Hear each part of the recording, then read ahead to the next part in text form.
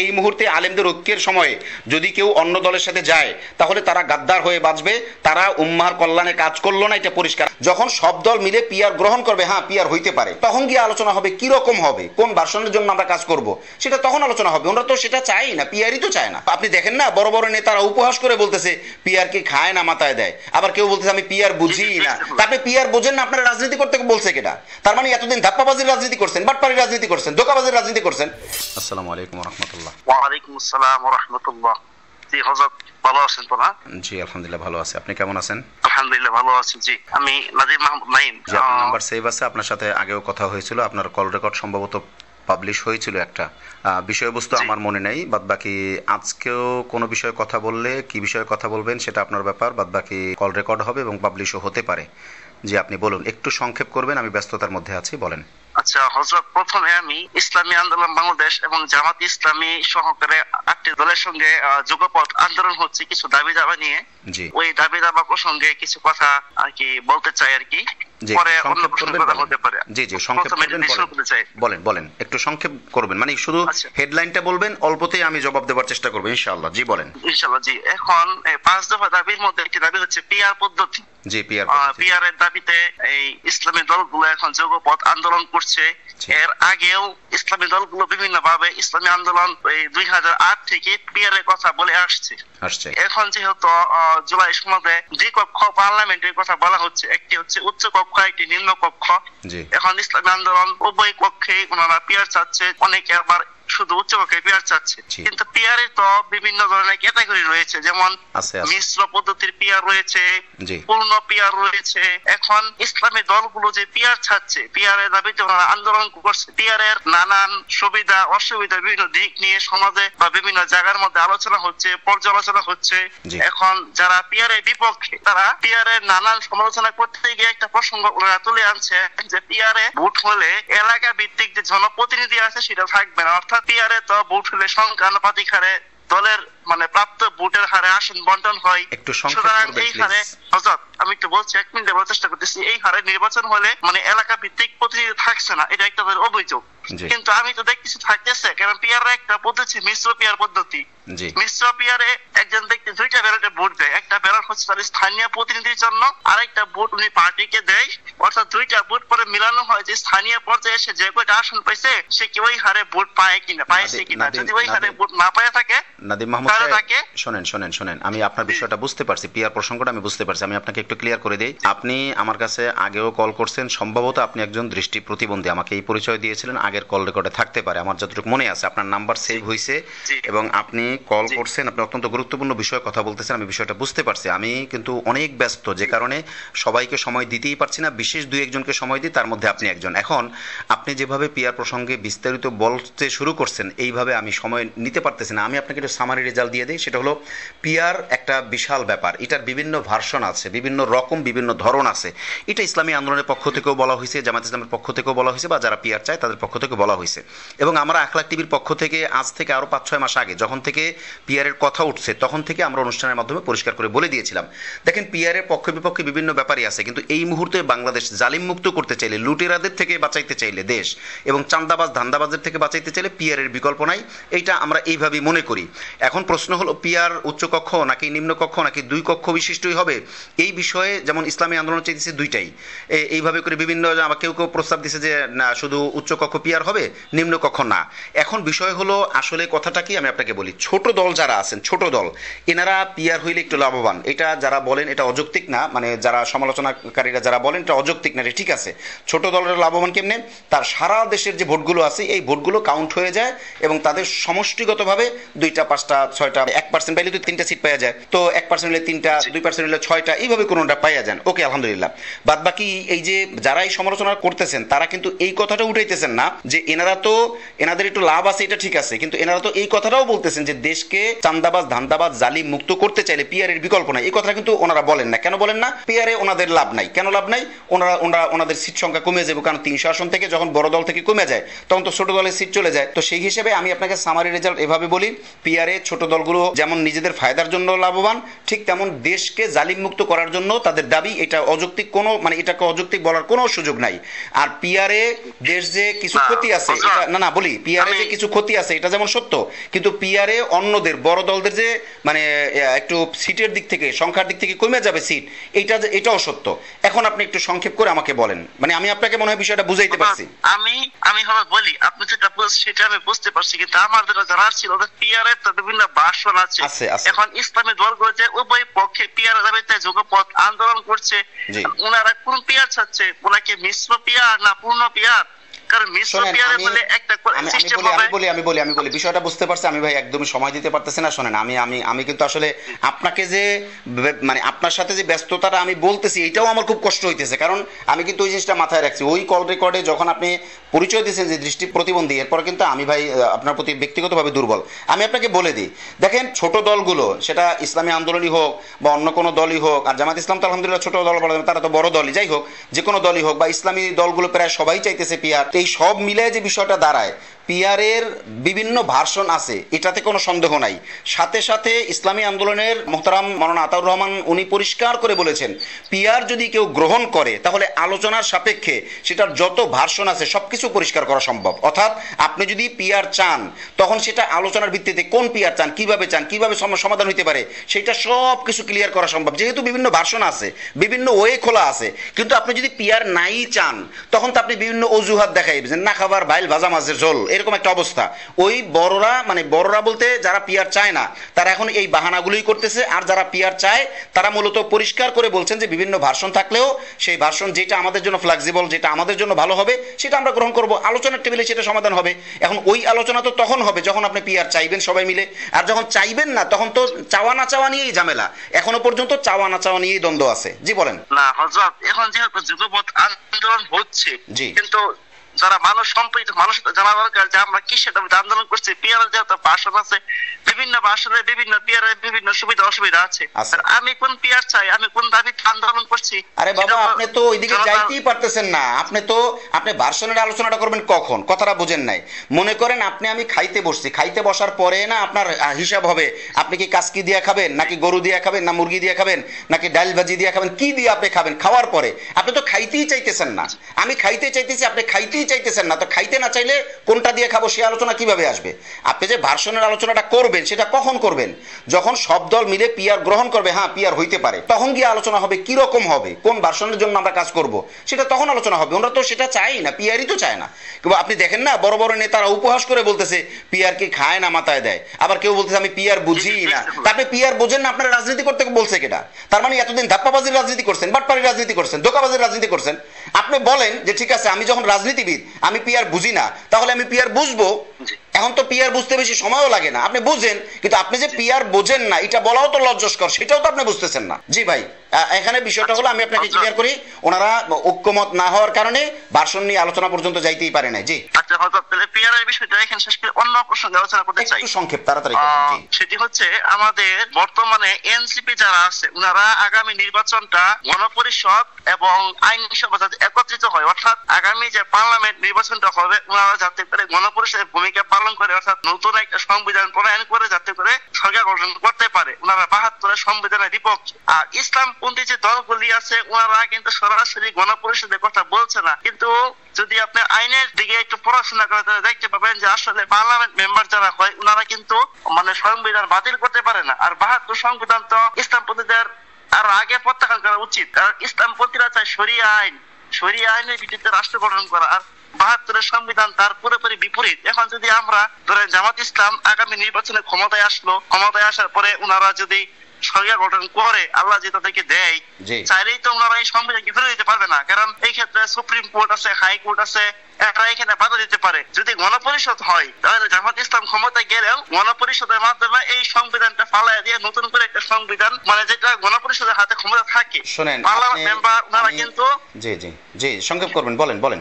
Parliament মেম্বাররা কিন্তু সংবিধানের অধীনে শপথ নেয়, তারা বলে যে আমরা এই সংবিধানের রক্ষণাবেক্ষণ করব। ওনারা সংবিধান সংস্কার করতে পারে কিন্তু বাতিল করতে পারে না। নাদিম মাহমুদ ভাই, গণপরিষদ সেটা পারে। নাদিম মাহমুদ ভাই, আমি আপনাকে বলি, আপনি যেটা বলছেন সেটা আমি বুঝতে পারছি। সামারিটা এরকম যে যদি আপনি ৭২-এর সংবিধান পরিবর্তন করতে চান তাহলে এইটাই হলো মুখ্যম সময়, অর্থাৎ এই সময় আপনি করতে পারবেন, এটা সম্ভব। কিন্তু কোন দল, অর্থাৎ দলীয় ক্ষমতায়, মানে কোন দল যখন নির্বাচনের মাধ্যমে ক্ষমতায় যাবে তখন তারা চাইলেই সংবিধান পরিবর্তন করতে পারবে না। তারা কোনো একটা আইনের ধারা বিভিন্ন কিছু পরিবর্তন করতে পারে, তাও সংখ্যাগরিষ্ঠতার বলে। তো সেই ক্ষেত্রে আপনি যেটা বলছেন এটা তো ঠিক আছে। এখন আপনার আসলে জানার কি, মানে এখানে সমাধানটা কি হইতে পারে, আপনি কি চান? আমার সমাধান হচ্ছে যে গণপরিষদ যদি হয়, মানে গণপরিষদের সদস্যরা চাইলে সংবিধান বাতিল করতে পারে, নতুন করে লিখতে পারে, তাদেরকে আলাদা কনস্টিটিউশন দেওয়া হয়, অর্থাৎ তারা জনগণের ম্যান্ডেট নিয়ে, মানে এটা গণপরিষদ একটা নাম, এই নামে যদি তারা নির্বাচন করে তারা গণপরিষদের হাতে ক্ষমতা দেওয়া থাকে, যেটা এনসিপি চাইতেছে। যে আমরা যেটা বিএনপি সহকারে অনেক দলই প্রত্যাখ্যান করছে, ইসলামিক দলগুলো এই ব্যাপারে তাদের ভাই আওয়াজটা, মানে এখন আপনি চাইতেছেন কি সেটা বলেন, না কিছু উত্তর নাই। আপনি চাইতেছেন কি সেটা বলেন। আমি চাচ্ছি যে আগামী নির্বাচনটা যদি গণপরিষদ হয় তাহলে তো ইসলামপন্থীরা নতুন সংবিধান পাইতে পারে বা এদের জন্য একটা প্লাস পয়েন্ট হতে পারে। কিন্তু আপনি যে গণপরিষদের দাবি করতেছেন বা চাইতেছেন বা এটা আপনার চাওয়া, এইটা যে আপনি চাইতেছেন কার উপরে, কিসের উপরে ভিত্তি করে চাইতেছেন? আপনি কি খেয়াল করেন নাই যে ছাত্র আন্দোলন যখন হইলো তখন সবাই মিলেই আন্দোলন করছে? ইভেন তখন তো জামায়াত ইসলামী, ইসলামী আন্দোলন হইতে শুরু করে ইসলামী সব দল তো ছিলই, বিএনপিরও তো বৃহত্তর একটা অংশ এই দলে ছিল, যদিও তারা দলীয়ভাবে স্বীকার করে নাই। ফখরুল ইসলাম সাহেব তো পরিষ্কার করে বলছেন যে এই আন্দোলনে আমাদের কোনো অংশীদারিত্ব নাই, এটা ঘোষণা দিয়ে উনি বলছেন। হ্যাঁ, ওনাদের নেতাকর্মীরা ছিল, আপনার কি বলে সাপোর্টাররা ছিল, এটা তো আমরা দেখছি চোখে। এখন যে বিষয়টা দাঁড়ায়, সেই ৫ই আগস্টের পরে আইসা যেইভাবে ছন্নছাড়া হয়ে গেছে, এনসিপির মধ্যেই তো কয়েক ভাগ হয়ে যেতেছে, এনসিপির মধ্যেই তো কয়েকটা অংশ হয়ে গেছে, এবং ওনারা রাজনৈতিক দল করার দ্বারা ওনাদের সেই আগের সেই মুভমেন্ট, সেই চাহিদা, সেই রিকোয়ারমেন্ট বা সেই যে কন্ডিশনটা, সেটা কিন্তু এখন নাই। অর্থাৎ ওনারা ডাক দিলে আগে যেভাবে লাখ লাখ ছাত্ররা জমা হয়ে যেত, হাজার হাজার ছাত্ররা জমা হয়ে যেত, সেটা কিন্তু এখন হচ্ছে না। তো যেহেতু ঐক্যবদ্ধতা নাই, আপনি কিসের উপরে ভিত্তি করে গণপরিষদ চাইতেছেন? কথাটা বুঝেন নাই? আমি বলি এনসিপি তাকে লোক আসুক বা না আসুক সেটা বড় কথা না, কিন্তু আমি এনসিপির কথা বলছি না, কিন্তু এনসিপির যে দাবিটা, সেই দাবির কথা বলছি। আপনি তো সামগ্রিকভাবে বিষয়টা শুনেন, আমি বলি এনসিপি তো একটু বলি, এনসিপি তো আসছে গতকালকে, মানে কিছুদিন আগে তাদের প্রতিষ্ঠা আন্দোলন তো শুনেন, আমি আপনাকে বলি, আমি বুঝতে পারছি, আমি বলছিও, হয়তো সংক্ষেপে বলার কারণে আপনি ধরতে পারেন না। আমি আপনাকে বলি বিষয়টা হলো, এনসিপি কে আমি জাস্ট উদাহরণ দিয়েছি, এখানে আপনি আরো ক্লিয়ার বুঝেন। আপনি যখন ৫ই আগস্টে আন্দোলন করছেন, অর্থাৎ জুলাই আন্দোলনটা আপনি যখন করছেন, তখন তো আপনি এনসিপি তো তখন জন্মই হয় নাই, তখন তো ছাত্ররা, তাই না? সব ছাত্ররা, আর সব ছাত্রদের মধ্যে তো এখন সবাই এনসিপির মধ্যে নাইও, কথাটা খেয়াল করবেন। তখন তো আওয়ামী লীগ, আপনার কি বলে, আওয়ামী লীগের বাইরে যারা ছিল সবাই মিলেই তো আন্দোলনটা করছি, তাই না? কিন্তু যখন ৫ই আগস্ট কায়েম হয়ে গেছে, এর পর থেকে আপনারা যেভাবে ভাগ হইছেন, এনসিপির কথা না হয়তো বাদই দেন না, আপনি ইসলামী আন্দোলনই ধরেন না, ইসলামী আন্দোলন, জামায়াত ইসলামী, ইসলামী ঐক্যজোট, খেলাফত মজলিস, খেলাফত আন্দোলন, নিজাম ইসলাম পার্টি, জমিয়ত উলামা ইসলাম, যত মানে ইসলামী যত দল আছে এগুলোর কথাই আপনি ধরেন না। ওনারা যেইভাবে ঐক্যবদ্ধ আন্দোলন করছিলেন, এখন কি সবাই ওইভাবে এক আছে? নাই তো। তো সবাই যখন ঐক্যবদ্ধ নাই, আপনি সেখানে গণপরিষদ কিভাবে আশা করেন? গণপরিষদ মানে তো সবাই ঐক্যবদ্ধের ভিত্তিতে এই কাজটা তারা করবেন, এটা তো হচ্ছে না, এটা সম্ভব না। তো আপনি ঐক্যবদ্ধ না থাকলে এটা কোনোভাবেই সম্ভব না। এই যে জাতীয় ঐক্যমত্য গঠন হইল, এখানে বিভিন্ন প্রস্তাবনা, আরে এইটা আপনি কার রূপে কি আশা করতেছেন? আরে এটা তো তারাই তো বলতেছে, এটা সময় ক্ষেপণ করা, কাল ক্ষেপণ করা, কোটি কোটি টাকা নষ্ট করে অযথাই মানে বাহানা করা, মানে মানুষকে একটা ধোঁকা দেওয়ার মতো। অর্থাৎ ওনারা যে আলোচনাগুলো নিছে, শুনছে, শুধু শুনেই রাখছে, এটার ফলপ্রসূ কোনো রেজাল্ট ওনারা দেয় নাই। অতএব এই আলোচনাটাও আপনি ফলপ্রসূ ধরতে পারেন না, এটা আপনি পেপার পত্রিকা থেকে পাবেন। জি, আর কোনো বিষয় একটু সংক্ষেপ করবেন? এই আলোচনা বাদ দিলাম, কিন্তু এখন যে ইসলামী ৬-৭টি দল, এই যে এখন যুগপৎ আন্দোলন করছে, ওলামায়ে কেরাম, বিভিন্ন ইসলামিক দল, এনারা পাল্টা যুগপৎ আন্দোলন করছে, এই আন্দোলনের একটি দাবি গণপরিষদ এবং আইনসভা একত্রে রাখতে পারতেন। শুধু গণপরিষদ জ্ঞাপন হতে পারে, সময় নষ্ট হতে পারে, টাকা পয়সা খরচ হতে পারে, গণপরিষদ আইনসভা তো তারা একত্রে নির্বাচন এই ৫ নম্বরের সাথে রাখতে পারতেন। আরে বাবা, আপনাকে আমি বুঝাবো কিভাবে? আপনাকে তো আমি বুঝাইতেই পারবো না মনে হয়। শোনেন, আপনি তো ওই যে আপনি যে তেঁতুল গাছে আম চাইতেছেন, আপনার অবস্থা হয়েছে সেরকম। তার মানে আপনি যেটা চাইতেছেন সেটা তো ঐক্যমতের ভিত্তিতে সবাই মিলে দাবি করতে হবে। এখন সিচুয়েশন রাজনীতির বর্তমানে আজকে কত? আজকে হলো আপনার 28শে অক্টোবর, তার মানে হলো 28শে অক্টোবর 2025।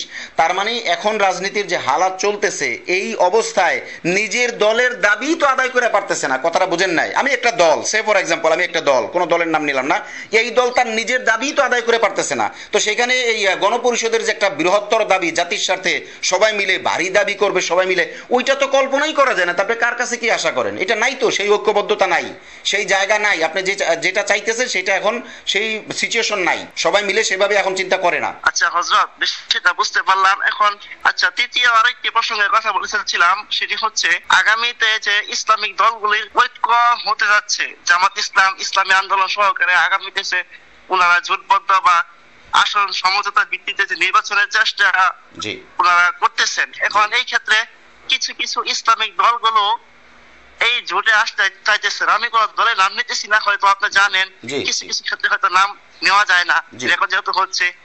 আমি এই নাম নিতেছি কিছু কিছু দল এবং আমাদের আকাবের বর্তমান যারা আমাদের জীবিত আছেন, যে সমস্ত আকাবের যারা আছেন, এদের মধ্যেও অনেকেই মুরব্বী লেভেলের যারা ওনারা আসলে এই জোটের কিছুটা মানে বিপক্ষে ধরা যায়, অনেকেই অন্য পক্ষে কথা বলতেছে। এইটা কি ওই আপনার 1947 সালে যে ভারত পাকিস্তান আন্দোলন হয়েছিল, তখনও কিন্তু ওলামায়ে কেরামদের মধ্যে দুইটা গ্রুপ ছিল, দুইটা ধরন ছিল। কেউ পাকিস্তানের পক্ষে ছিল, কেউ অখণ্ড ভারতের পক্ষে আন্দোলন করছেন। আপনি কি এরকম কিছুটা ভাবতেছেন যে বর্তমানে বাংলাদেশের এই জোটবদ্ধ রাজনীতি? আমি এখনকার যে সিচুয়েশনটা, এটাকে আমি 47-এর সাথে মিলাইতে চাই না। কারণ ওইটার ব্যাপার, ওইটার প্রেক্ষাপট, ওইটার ধর্মীয় দৃষ্টিকোণ এবং ওইটার যে কন্ডিশন, এইটার সাথে আর এই 24-এর সাথে মানে বর্তমানের সাথে অনেক পার্থক্য আছে। আমি সেটার সাথে মিলাইতে চাই। কিন্তু আমার বক্তব্য হলো, আপনি যেটা তুলে ধরছেন যে এখন ইসলামী দলগুলো যে ঐক্যবদ্ধ হচ্ছে না, অথবা জামাত ইসলামী, ইসলামী আন্দোলন, এরা 2-3টা দল যে আসন সমঝোতার মধ্যে যাইতেছে, যারা এখানেও আসতেছে না, অন্যান্য দলের সাথে বিএনপি বা অন্যান্য দলের সাথে যুক্ত হইতেছে, এইটা নিতান্তই দলের পার্সোনাল ব্যাপার। যদি আপনি আমাকে জিজ্ঞাসা করেন যে এটা কেন, আমি বলবো এটা ব্যক্তি খেয়ালের কারণে। ওনারা একটা রাজনৈতিক দল, ওনাদের নীতি নির্ধারণী ফোরাম আছে, ওনারা যা ভালো মনে করেন সেভাবেই করতেছেন। আপনি যদি আমাকে জিজ্ঞাসা করেন সামারি কি, রেজাল্ট কি, তাহলে আমি বলবো নিজেদের পায়ে নিজেদের কুড়াল মারার মতো। অর্থাৎ যেই সুযোগ এখন আসছিল ইসলাম কায়েমের জন্য, ইসলাম কায়েম তো দিল্লি বহুত দূর কি বাদ, ওটা অনেক বড় ব্যাপার। বাদ বাকি মানুষের অধিকার মানুষের কাছে ফিরিয়ে দেবার জন্য, লুটেরাদের কাছ থেকে দেশ মুক্তির জন্য এবং মানুষের অধিকার মানুষের কাছে ফিরিয়ে দেবার জন্য যে মুখ্যম সুযোগ আসছিল, এই সুযোগটা কাজে না লাগাইতে পারলে আপনি আলেম, আপনি ইসলামী দল, আপনি ব্যক্তি, আপনি কোনোভাবেই দায় এড়াইতে পারেন না। আপনার যতটুকু মাথা ততটুকু ব্যথা আপনাকে নিতেই হবে, আপনি মানেন বা না মানেন। অর্থাৎ আপনি ইসলামী দল হয়ে মানুষের কল্যাণে কাজ করবেন না, আপনাকে আল্লাহর দরবারে জবাব দিতে হবে, আর মানুষ আপনাকে গাদ্দার বলবে। জি বলেন। বিষয়টা বুঝতে পারছি। তবে আমি গত 2 দিন আগে আপনার একটা ভিডিও দেখতে পেয়েছিলাম, ওই মুরব্বী একজন আলেমকে নিয়ে, ওই যে একটা বক্তব্য, হয়তো আপনারও জানা আছে। যিনি হোক বলুন, বলুন। হ্যাঁ, সংক্ষেপে বলেন। গালিদার বিষয়টা, জি জি জি বলেন বলেন। গালিদার বিষয়টা, এখন উনাকে তো অনেকে বলতেছে যে উনাকে ব্যবহার করছে কিছু মহল, উনার আশেপাশে যারা উনাকে ব্যবহার করে এইসব কথা উনাকে দিয়ে বানানো হচ্ছে। কিন্তু আমাদের কিছু ব্যক্তিবর্গ আছে যারা আসলে কোনো রাজনৈতিক দলে তো নাই এবং রাজনীতি ছাড়া অরাজনীতিকেও কোনো সংঘর্ষে জড়িত নাই। ওনারাও তো দেখছি এইভাবে মানে ওনারা একদম মুরব্বী আকাবের। আমি নাম বলেই ফেলি, আল্লামা নুরুল ইসলাম কুলিপুরি সাহেব দামাত বারাকাতুহুম, উনি কিন্তু সরাসরি হেফাজতের সঙ্গেও নাই, কোনো রাজনৈতিক দলের সঙ্গেও নাই। উনিও কিন্তু এই ঐক্যের ব্যাপারে, জামাত জোটের ব্যাপারে উনারও কিন্তু কিছু বক্তব্য আসে, যদি আপনি হয়তো খেয়াল করেন বা শুনেন, ঠিক আছে? জি। উনি তো একদম মাজুরও না, বা উনাকে তো কেউ ব্যবহার করতেছে না। উনি উনার বক্তব্য আপনি কিভাবে দেখেন বা কিভাবে মূল্যায়ন করেন? আমি ব্যক্তি বিশেষে কারোর ব্যাপারে, শোনেন, ব্যক্তি বিশেষে কোনো ব্যক্তির ব্যাপারে মন্তব্য করতে চাই না। আমি শুধু এটাই বলি বা এটাই বুঝি, আমি একদম সোজা কথা যেটা আমি বুঝি সেটা হলো, এই মুহূর্তে সকল আলেমদের ঐক্য না হওয়া, এটা হলো আমাদের কপাল পড়ার লক্ষণ। আমাদের সামনে ভবিষ্যতে বড় মাপের খেসারত দিতে হবে, কোনো সন্দেহ নাই, কোনো সন্দেহ নাই। মানুষ আমাদেরকে গাদ্দার বলবে, যাদের কারণে ঐক্য হবে না বা যাদের কারণে অন্তত সিট সমঝোতাও হবে না। বলে সিট সমঝোতা হলে লাভ কি? সিট সমঝোতা হলেও লাভ এতটুকু, সংসদে ইসলামের পক্ষে একটা ভয়েস গেল, একটা কণ্ঠ গেল, একটা কণ্ঠ ইসলামের পক্ষে কথাই বলবে, সে অন্তত গাঞ্জামদের পক্ষে কথা বলবে না, লুটের পক্ষে কথা বলবে। সেই হিসেবে সবাই মিলে কাজ করা দরকার। যারা করবে না তারা জাতির সামনে মানে কালো অধ্যায় হয়ে থাকবে, তাদেরকে জাতি গাদ্দারই বলবে। জি। আচ্ছা হযরত, তাহলে যে আপনার ছাত্রের সাথে চাচ্ছেন না মিলাইতে, কিন্তু অনেকে বলতেছেন ইস্তিহাদি বিষয়, ওনাদের ইস্তিহাদের জায়গা থেকে ওনারা বলতে পারে 47-এও সবাই পাকিস্তানের পক্ষে ছিল না, মাদানী রহমতুল্লাহ সহ ওনারা অনেকেই অখণ্ড ভারতের পক্ষে ছিলেন। হ্যাঁ এইভাবে অনেকে বলতেছে যে এটা ওনাদের ইস্তিহাদ, এই ক্ষেত্রে আপনি কি বলতে পারেন? এটা যার যার ইজতিহাদ, তার তার ব্যক্তিগত ব্যাপার। আমি ভাই একজন মাঠ পর্যায়ের কর্মী, আমি তো বড়দের ব্যাপারে কোনো মন্তব্য করতে পারি না। আমি যেটা বুঝি আমি সেটা পরিষ্কার আপনাকেও বলছি, জাতিকেও আমি ক্যামেরার সামনে যতটুকু বলি এইভাবে, মানে আমি যা বুঝি তা বলি, যা বলি ওইটাই আমার বক্তব্য। এখানে আমি ওনাদের ব্যাপারে মন্তব্য করতে চাই না। বাদ বাকি আমি মনে করি এই মুহূর্তে ঐক্যবদ্ধ না হওয়া এটা আমাদের জাতির জন্য বড় মাপের দুর্ভাগ্যের ব্যাপার। আপনি ইজতিহাদ করবেন, সেই ইজতিহাদের মধ্যে যদি আপনি উম্মাহর কল্যাণে ইজতিহাদের পক্ষে না থাকে, আপনার ব্যক্তিগত পক্ষ যদি হয়ে যায়, বা যদি পকেট ভারীর পক্ষ হয়ে যায়, অথবা যদি আপনার ব্যক্তিগত স্বার্থের ব্যাপার জড়ায়া যায়, তাহলে তো আর আপনার ইজতিহাদকে মানে শুদ্ধ ইজতিহাদ হিসেবে গ্রহণ করা যাচ্ছে না। আচ্ছা হযরত, সর্বশেষ চলে আসছি শেষ পর্যায়ে। এই যে শিশির মনি সাহেবের একটা বক্তব্যের আপনি পর্যালোচনা করছিলেন মনে হয়, ওই সূরা কাফিরুনের যে শেষ আয়াত আছে ওইটার সাথে আপনি হয়তো মিলিয়ে বা আপনি হয়তো একটা ব্যাখ্যা দেওয়ার চেষ্টা আপনি করছেন। কিন্তু আসলে ফিকহের কিতাব যদি আপনি মুফতি সাহেব, আমি জানি আপনি পড়াশোনা করেন, আকীদা কিতাব, ফিকহ কিতাব যদি একটু নজর দিতে দেখতে পাবেন যে আসলে যদি এরকম কোন সিচুয়েশন হয় যে ওই লোকটাকে সে কি কুফরি করলো নাকি সে কোনো গুনাহ করলো কিনা, তখন তাকে সরাসরি জিজ্ঞেস করতে হয়। জিজ্ঞেস করার পর ওই ব্যক্তি যদি সুস্পষ্ট একটা ব্যাখ্যা দেয় এবং তার ব্যাখ্যা যদি আসলে কুফরি না হয়, তাহলে তারে কাফের ফতোয়া দেওয়া যাবে না। এটি হচ্ছে আহলে সুন্নাত ওয়াল জামাতের আকীদা, যে একদম লোকে দেখে আমার মনে হয়েছে কুফরি করলো আর আমি সরাসরি কাফের ফতোয়া দিলাম, এটা কিন্তু সমীচীন না। অর্থাৎ তাকে জিজ্ঞেস করতে হবে এবং ওনার ব্যাখ্যা গ্রহণযোগ্য। কিন্তু শিশির মনি সাহেবের ব্যাখ্যা তো শিশির মনি সাহেব দিবে, কিন্তু আপনি যে ওনার ব্যাখ্যাটা দিলেন এটা অনেকে আমাকে বলছে যে আসলে উনি যে বক্তব্য দিয়েছেন যেটা আমাদের কাছে ভুল মনে হয়েছে বা অনেক হয়েছে বা একটু বিতর্কিত মনে হয়েছে আর কি, কিন্তু ওনার বক্তব্যের ব্যাখ্যা বিশ্লেষণ ওনার দেওয়া দরকার, কিন্তু উনি তো কোনো ব্যাখ্যা বিশ্লেষণ দেয় নাই। উনি দিছে শিশির মনি সাহেব ব্যাখ্যা দিছে, এবং শিশির মনি সাহেবের ব্যাপারে আমি জানছি, সরাসরি ওনার সাথে আমার কথা হয় নাই, অন্য ওয়েতে আমি জানছি উনি ব্যাখ্যা দিছেন।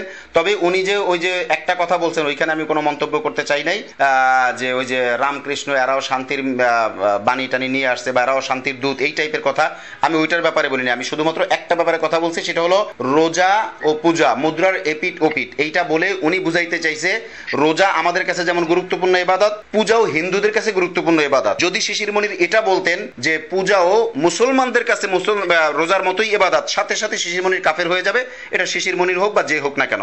অতএব আমি যে ব্যাখ্যা দিছি সেটা ভিডিওতে আছে, ভালো করে বুঝেন, মুফতি সাহেবদের সাথে বসেন, কথাবার্তা বলেন। আমি যতটুকু বলছি অতটুকুর উপরে দায়বর্তায় আমার। যেমন লাকুম দীনুকুম ওয়ালিয়া দিন, এটা সরল তর্জমা কি? তোমার দিন ধর্ম তোমার, আমার দিন ধর্ম আমার, তাই না? রাসূল সাল্লাল্লাহু আলাইহি ওয়াসাল্লাম উম্মাহকে এই আয়াতের ভিত্তিতে কি বুঝাইছেন? এটার মানে এই না যে আপনি কুফরি অবস্থায় থাকবেন, সেটা আমি মাইনা নিলাম। হ্যাঁ, মাইনা নিব কিভাবে? আপনার উপর আমার বল প্রয়োগ চলবে না, কিন্তু আমি মানে খুশি দিলে হাসি মনে আপনার ওই রাস্তা আমার এই রাস্তা, এইভাবে মাইনা নেওয়া না। এইভাবে মাইনা নেওয়া, দুঃখের সাথে মাইনা নেওয়া, ঠিক আছে আপনি যখন ওইটাই করবেন তাহলে আপনার দিন ধর্ম আপনি নিয়ে থাকেন, বাদ বাকি আমার দিন ধর্ম নিয়ে আমি আসি। এখানেও উম্মার জন্য একজন আলেমের মনে কান্দা থাকতে হবে, তাকওয়া থাকতে হবে। আমি ওইটাই বুঝাইতে চাইছি। বাদ বাকি শিশির মনি সাহেব যেটা বলছেন সবটার দায়ভার আমি কখনোই নেই নিবও না। হ্যাঁ, রোজা ও পূজা মুদ্রার এপিট ওপিট এইটার পরে ব্যাখ্যা সে দিছে, আমি তার ভিডিও বার্তা পরে দেখছি, সে পরিষ্কার করে বলছে যে এইটা আমি একই গাছের দুই ডাল, অর্থাৎ আমাদের এবং ওনার অঞ্চলে হিন্দু বেশি, ওইভাবে করে উনি ওইটাকে বুঝাইতে চাইছেন। আর একটা ব্যাপার দেখেন, উনি তো একজন আলেম না, উনি একজন সাধারণ মানুষ, উনি একজন বড় আইনজীবী, সেটা ওনার জায়গায় উনি অনেক বড় আইনজীবী, কিন্তু এলমের লাইনে তো ওনার কমতি আছে, এটা তো আপনাকে মানতে হবে। এবং যখন আপনি জিজ্ঞাসা করছেন, আপনি বলতে আপনি আলেম, আপনি জাতি, আপনি মিডিয়া, যে কেউ যখন জিজ্ঞাসা করছেন তখন তো সে ওই মূলনীতির মধ্যেই চলে আসছে, অর্থাৎ সে সরি বলতেছে, সে ব্যাখ্যা দিতেছে, সে আগের জায়গায় নাই এবং তার বলায় ভুল হইলে সে মাফ চাইতেছে। আর কি চান আপনি? আমি তো এটার মধ্যে সলিউশন দেখতেছি, এই আর কি। ঠিক আছে, কিন্তু উনি তো আর অনেক কিছু বলছে, পুরোটা আমি তো অনেক কিছুর মধ্যে যাবো না রে বাবা, আপনি আমাকে পেঁচাইতেছেন কেন? আমি তো অনেক কিছু দায়ভার নিব না। আমি তো রোজা পূজা, শোনেন উনি যেটা বলছে, শোনেন উনি যেটা বলছে, যদি এর পরেও উনি রোজা পূজা নিয়ে আবারও ভুল করতো, আমি আবারও জবাব দিতাম। সেই ক্ষেত্রে আমি ওনাকে ধরতাম, প্রয়োজনে আমি ওনার সাথে কথা বলতাম, প্রয়োজনে আমি ওনার সাথে দেখা করতাম। কিন্তু পরবর্তীতে উনি যখন ভিডিও বার্তায় বলছে, আমি পাইছি, পরিষ্কার করে পাইছি, উনি পরিষ্কার করে বলছেন যে আমি রোজা পূজাকে মানে মুসলমানের ইবাদত হিসেবে বলি নাই, জাস্ট এটাকে আপনার উদাহরণ দিতে গিয়া এইটা এনাদের ইবাদত, ওইটা ওনাদের ইবাদত, বাস পার্থক্য হয়ে গেল। আমি বুঝতে পারছি, কিন্তু রোজা পূজার বিষয়ে তো আপনি ক্লিয়ার করছেন, উনি ওনার ভিডিওতে হয়তো এসে ক্লিয়ার করছেন, কিন্তু যে রামায়ণ শান্তির বার্তা নিয়ে আসা, এই যে আমি একটু আগে আপনাকে বলছি শিশির মনিরের সব বক্তব্যের ব্যাপারে আমি যা দায়বদ্ধ না। আপনি তো দায়ভার নেন নাই, আপনি তো এই বিষয়ে ক্লিয়ার করবেন, কিন্তু ওনার কথাই বলছি যে উনি যে বক্তব্য দিচ্ছে, ওনার এই বক্তব্য ব্যাখ্যা উনি দেয় নাই, কিন্তু এইটাকে আপনি কিভাবে দেখেন? আপনি তো এটা ভুল, এটা ভুল, এটাকে দেখার কি আছে? আপনি আরে আমি এত কথা মাইকে বলি, এরপরও আপনারা যদি আমাকে বুঝতে না চান, আমি তো আমার কষ্ট লাগে, বুঝছেন? আমি আপনাকে যতই সুযোগ দিতেছি আপনি ততই আমার বিরক্ত বিব্রত করতেছেন। শোনেন, আমি আপনাকে পরিষ্কার করে বলি, কেউ যদি কাফের হয়, আমি কেন সারা দুনিয়ার বাপদাদার 14 গোষ্ঠী মিলাও তাকে ইসলামের মধ্যে আনা সম্ভব না। আবার কেউ যদি ইসলামের মধ্যে থাকে, আপনি ষড়যন্ত্র করে ইচ্ছা করে তাকে আপনি ইসলাম থেকে বাইর করতে পারবেন না। আপনি ঘোষণাও দিতে পারবেন, কিন্তু সে ইসলাম থেকে বাইর হবে না। ইসলাম থেকে বাইর হওয়া বা ইসলামের ভিতরে থাকা, এটা শরীয়তের রুলস বিধিবিধান মোতাবেক হয়। এখন শিশির মনির যদি কোনো বিষয় স্বেচ্ছাচারিতা করে, ইসলামের সাথে স্বেচ্ছাচারিতা করে, সে যদি ইসলাম থেকে খারেজ হয়ে যায়, আমার বাপদাদার 14 গোষ্ঠী ঠেকা পড়ে না, তাকে আমার বাঁচায় নেওয়া। কিন্তু রোজা ও পূজা মুদ্রার এপিটোপিট, আমরা শুধু এতটুকু বিষয় নিয়ে কথা বলছি। আমাকে আপনি এতটুকু ব্যাপারে জিজ্ঞাসা করেন, আপনি প্রয়োজনে শিশির মনি সাহেবের কাছে ফোন করেন, জিজ্ঞাসা করেন, তার দৃষ্টিভঙ্গি যদি আরো আমার ব্যাখ্যার সাথে কোনো সাংঘর্ষিক পান, আমি তার সাথে বসবো, কিন্তু তার সব বক্তব্যের দায়ভার আমার না, কারো সব বক্তব্যের দায়ভার আমার না। জি, যে সব বক্তব্য দায়ভার তো আপনার না, আপনি তার দায়ভার কেন নেবেন? কিন্তু উনি যে বক্তব্য, ওনার বক্তব্য দায়ভার উনিই নেবেন, কিন্তু উনার বক্তব্যের তো একটা সুরাহা দরকার, এটা উনারই করা দরকার, উনি একজন দায়িত্বশীল হিসাবে। এটা ওনাকে ফোন করে ওনার সাথে আলোচনা করেন। জি, ঠিক আছে ভাই, আমি ওনাকে ফোন করে ওনার সাথে কথা বলবো, কিন্তু এটা তো শুধু আমার, আপনি একজন, মানে আপনি কি আমারে কোনো পেঁচাইতে চাইতেছেন? মানে আমার কি কোনো হেজিটেশনের মধ্যে ফালাইতে চাইতেছেন? তাহলে এটা পরিষ্কার বলেন, আমি স্পষ্টবাদী মানুষ। শুনেন, আমি টপ টু বটম মাঠ পর্যায় থেকে শুরু করে, শুনেন আমি আপনাকে বলি, মাঠ পর্যায় থেকে শুরু করে যত বড় বেটা হোক না কেন, আমার কিচ্ছু আসে যায় না। আমি কথা বলতে কাউকে ভয় পাই না, আমি কথা বলতে রাজি। আপনি যদি আমাকে বলেন যে আমাকে পেঁচাইতে চান, তাহলে কোনটা দিয়ে পেঁচাইবেন সেটা বলেন। আমি 1 মিনিট শেষ করে দিচ্ছি। পেঁচারিরা, তাহলে আপনি আমাকে কেন আপনি পেঁচাইতেছেন? মানে ওনার বক্তব্য নিয়ে আপনি আমাকে কেন ধরতেছেন বারবার? বলেন, আপনি তো আমাকে বারবার পেঁচাইতে, আমি তো আপনাকে পরিষ্কার করে বলে দিছি রোজা ও পূজা এইটার ব্যাপারে উনি যা বলছেন আমি সেটার ব্যাখ্যা দিছি। আপনি যদি এখন আবার ওনার কাছ থেকে নতুন এই ব্যাপারে ভুল বের করতে পারেন, আমি জবাব দিব। বাদ বাকি অন্যান্য যে সমস্ত ব্যাপারে উনি কথা বলছেন ওইটার ব্যাপারে আমি কথা বলি নাই, তো ওইটা আপনি আমাকে দায়ভার নেবেন কেন? আবার আপনি বলতেছেন উনি ঠিক করবেন, তো উনি যদি ঠিক করবেন সেটা আপনি আমাকে কেন জিজ্ঞাসা করতেছেন? ওইটাই আমি বলছি, আমাকে বলা শুধু 1 মিনিট এখন আমি বলি। শিশির মনি সাহেব একজন মুসলিম, তার জামাত ইসলাম বাদ দিলাম, সে একজন মুসলিম, সে তার জামাত ইসলামের আপাতত সাময়িক সময় ধরে সে জামাত ইসলাম, সে একজন মুসলিম, তার দল পরিচয় বাদ দিলাম। এখন হাদিসের মধ্যে আসছে আল মুসলিম আকুল মুসলিম, মুসলমান ভাই। এখন আমার একজন মুসলিম ভাই উনি গুমরাহ হয়ে যাচ্ছে। এখন আমি তো একজন সাধারণ মানুষ, কিন্তু আপনার দায়িত্ব শুধু আপনি না, মানে বাংলাদেশে যে সমস্ত ওলামা কেরাম আছে, আপনি না, যারা মাঠ পর্যায়ে কথা বলছে, আমরা অনেক সময় বিতর্ক করতে পারি, শিশির মনি সাহেবের সমালোচনা করতে পারবো আমরা, কিন্তু আমরা যে উনার সমালোচনা না করে উনাকে যে আমরা শুধাইতে পারি বা উনার বক্তব্যের সুস্পষ্ট ব্যাখ্যা যদি উনার মাধ্যমে আমরা জাতিকে দিতে পারি, তাহলে তো এইসব বিতর্ক থাকতেছে না। যে ক্ষেত্রে বিএনপি বা অন ইসলামিক দলগুলো তখন বর্তমানে ইসলামিক দলগুলির ঐক্যিক আলোচনা চলতেছে, এইখানে ঐক্যের ব্যাপারে অনেকেই এখানে ফাঁদ খুঁজতেছে, বাধা সৃষ্টি করতেছে যাতে করে ঐক্য না হয়।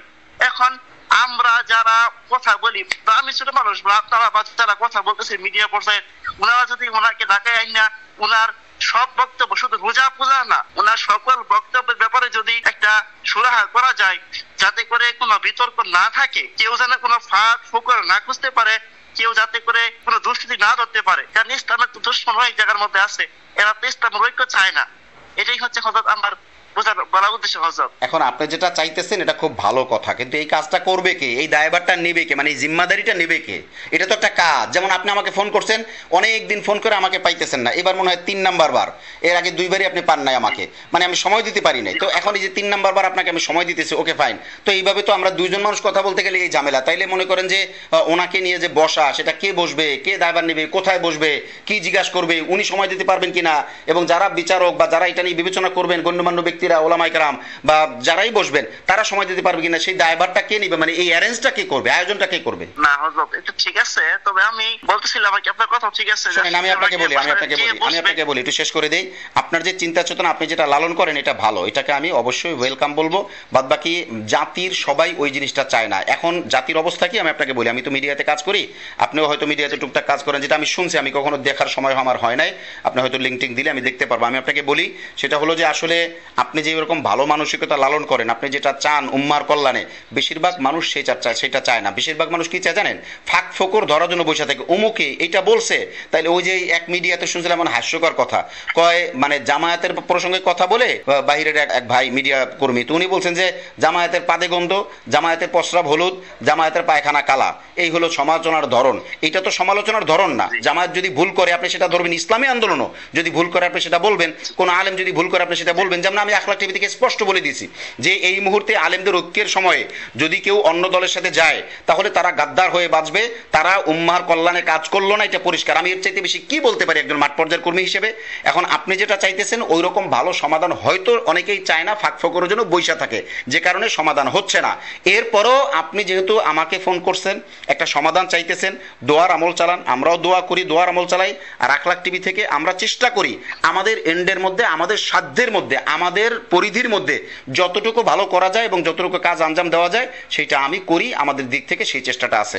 জি, আপনাকে ধন্যবাদ। শেষে একটা কথা বলি যে শুধু শিশির মানি নয়, শিশির মানি নয় শুধু, আমি মনে করি ইসলামী আন্দোলন জামাত ইসলাম নির্ধারিত কোনো সংগঠন না। যেই সংগঠনে যেই ভুল করবে তাকে যাতে করে শুধরে দিলে আমাদের আগামী দিনের জন্য, ভবিষ্যৎ চলার জন্য খুবই ভালো হতে পারে।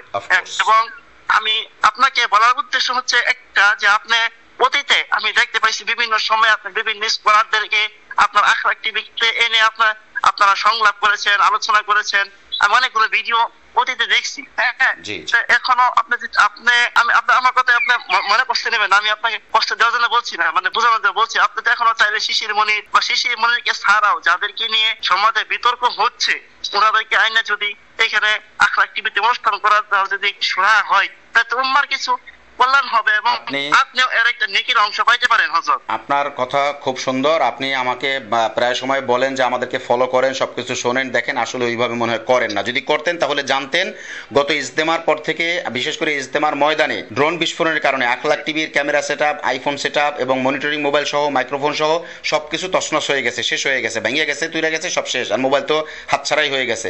সব মিলে যেই সমস্যাগুলো হয়েছে, এরপরে আখলাক টিভির রিকভারি হয়ে দাঁড়াইতে পারে না। এরপরে সাহাদপন্থী বিপদগামী ভাইয়েরা আখলাক টিভির মূল চ্যানেলটাকে পরপর 4টা স্ট্রাইক দিয়ে বন্ধ করাই দিয়েছে। এরপর গত মাসের আগের মাস অগস্টের 10 তারিখ আমাদের একমাত্র ফেসবুক পেজটাকে হ্যাক করাই নিছে। আজকে নতুন পেজে আমরা এখন কাজ করতেছি, কথা বলতেছি, মাত্র 3000 ফলোয়ার। তো এখন বিষয়গুলোকে বুঝবেন যে আমরা এখন রিকভারি করে উঠতে পারি নাই। এই খবরগুলো আপনি 2-1টা ভিডিওর মাধ্যমে জানার কথা, আমরা 2-1টা ভিডিওতে বলছি। বাদ বাকি আপনি সে খবর রাখলেন, আপনি দাবি রাখলেন সবাই নিয়ে। আমি শুনেন কথা বলতে পারি, ইনশাআল্লাহ আমার হিম্মত আছে। আল্লাহ যদি তৌফিক দেয়, আখলাক টিভি যদি রিকভারি করে উঠতে পারে, আমরা সকলকে নিয়ে আবার কথা বলবো, পক্ষের বিপক্ষে সবাই নিয়ে কথা বলবো। আমরা চাই আলোচনার মাধ্যমে সমাধান হোক। জি, হযরত, দোয়া চাই। অনেক কথা বললাম, আমার কথা যদি কোনো মানে কষ্ট পেয়ে থাকে দেখবেন। আপনাকে ধন্যবাদ। আসলে আমি আপনাকে পেছানোর জন্য না, আমি এই কথাটাই মানে বলতেছিলাম, হয়তো আপনি প্রথমে বুঝতে পারেন, পরে হয়তো সেটা বুঝতে পারছেন আর কি। আল্লাহ কবুল করুক। দোয়া চাই ভাই। জি জি, আপনি মনে কোনো কষ্ট নিয়ে না, দোয়া চাই। জি, আসসালামু আলাইকুম। না হযরত, না, আসসালামু আলাইকুম। ওয়া আলাইকুম আসসালাম।